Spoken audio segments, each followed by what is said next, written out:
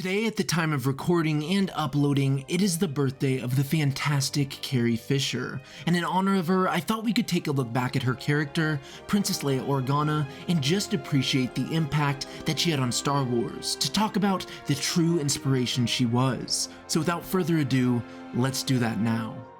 This is our most desperate hour. Help me, Obi-Wan Kenobi. You're my only hope. The iconic films of cinema in the early 1900s always had damsels in distress. The woman who needed rescuing, the one who needed a man to step up and help her as she screamed at his back.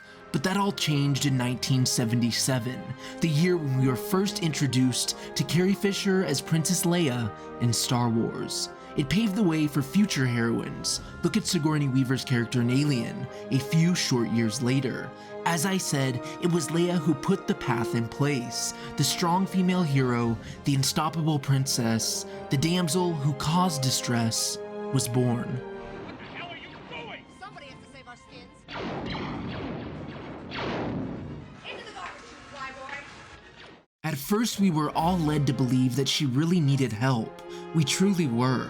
She pleaded to Obi-Wan Kenobi through R2's hologram, and Luke and Han were also forced to go and rescue her. But when they got to the Death Star, they didn't exactly find a woman hiding in the corner of her cell. They found the ever-charismatic and cheeky Leia, and it was in that moment that her archetype won us all over. She looked soft, but she was anything but. From the moment she was busted from her imprisonment, she took an E-11 carbine and began blasting away at the stormtroopers who were trying to thwart her rescue.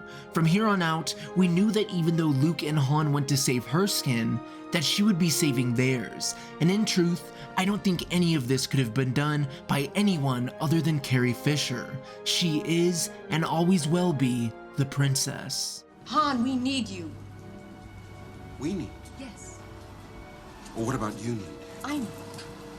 I don't know what you're talking about. Probably don't. This iconic bit of Leia continued through the original Star Wars trilogy. Yes, Leia went through many damsel-like situations, but she was always tough, and she was always strong. From her capture by Darth Vader on Cloud City to her enslavement by Jabba the Hutt. Both situations showed her to seem to need rescue, but in the end, she got out of both herself. One with the help of a friend, and the other by seizing the moment. And as I've said, these were such standout moments, just like Leia was a standout character. She made a mold for the rest of the film industry to follow, and they did.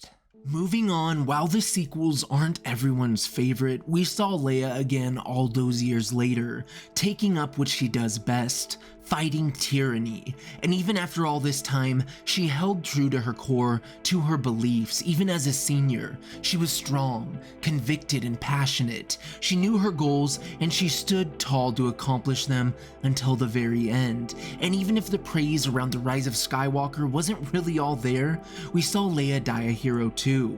She wouldn't let her final moments waste away as nothing. She had to make a difference, so she used all of her strength to save her son. In all of these films, across one singular part, Carrie Fisher inspired a world of people. So many girls and women, but also men, and how stories would be written in cinema for years to come. And as I said earlier, when it comes to the late Carrie Fisher herself, especially as Leia, nobody does it better. This has been Dank Ferrick, and until the next time, stay safe and may the Force be with you always.